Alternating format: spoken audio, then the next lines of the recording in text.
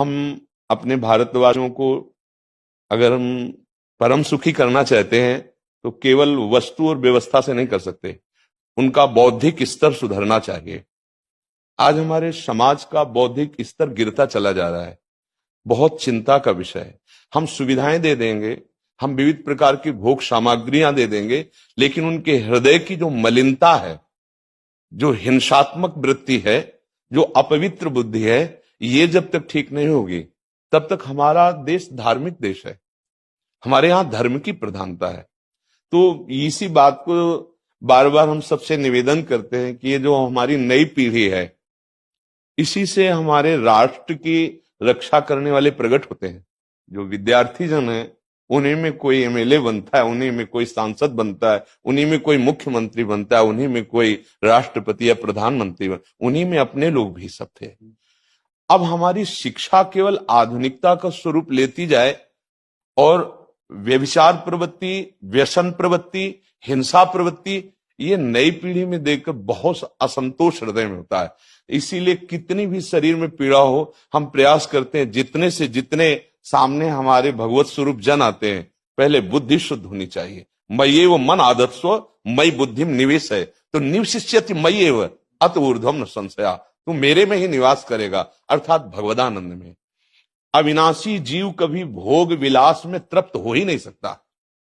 हम अगर अपने राष्ट्र की विशेष सेवा, तो हमारे धर्म का परिचय, जैसे आप जन करते हैं, धर्म का हमारा क्या स्वरूप है, हमारे जीवन का लक्ष्य क्या है। हमें जितना राम जी प्रिय हैं, कृष्ण जी प्रिय हैं, उतने भारत देश हमारे लिए प्रिय है। जैसे राम भक्त, कृष्ण भक्त, वैसे हमारे भारत देश का हर जन जन हमारा आदरणीय और पूजनीय। पर अब जो मानसिकताएं बन रही हैं, वो हमारे धर्म और हमारे देश के लिए लाभदायक नहीं होंगे।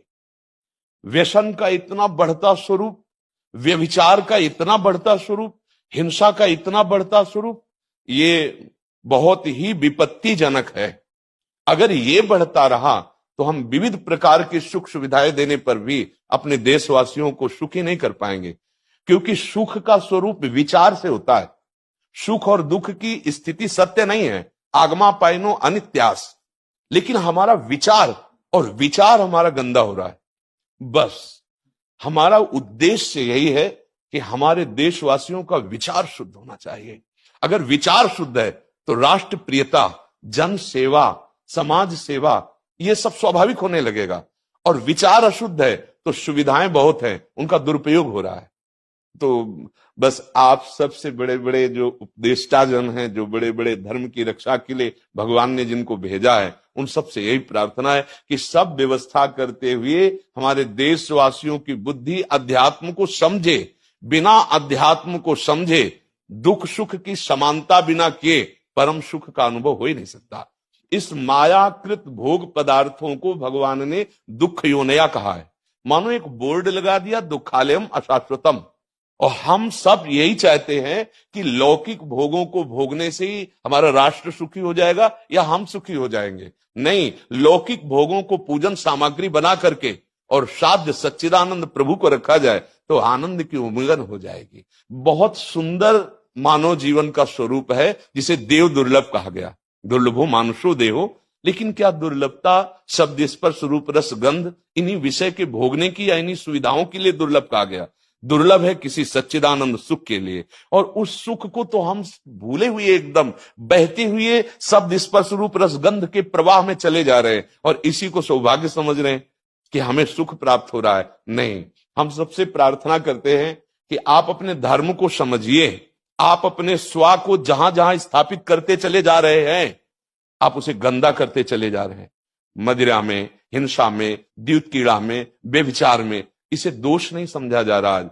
और हमारे शास्त्र और हमारा धर्म इसको निषेध करता है। कलयुग की स्थिति बताई गई है। छोटे छोटे बच्चे व्यसन करने में लग गए। आज स्कूली विद्यार्थी जिनको ब्रह्मचर्य से पुष्ट होना चाहिए, वो ब्रह्मचर्य नष्ट कर रहे हैं। ये बड़ा चिंता का विषय है।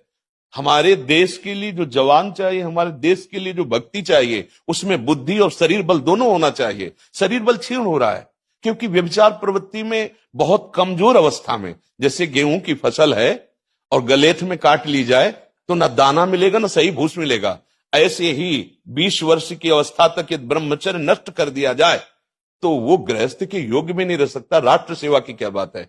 हमारे राष्ट्र सेवा के लिए बहुत विशाल हृदय की आवश्यकता है, हमारे शरीर को बहुत स्वस्थ रखने की आवश्यकता है, तभी हम समाज सेवा, राष्ट्र सेवा। तो शरीर और बुद्धि दोनों का स्वस्थ होना बहुत आवश्यक है।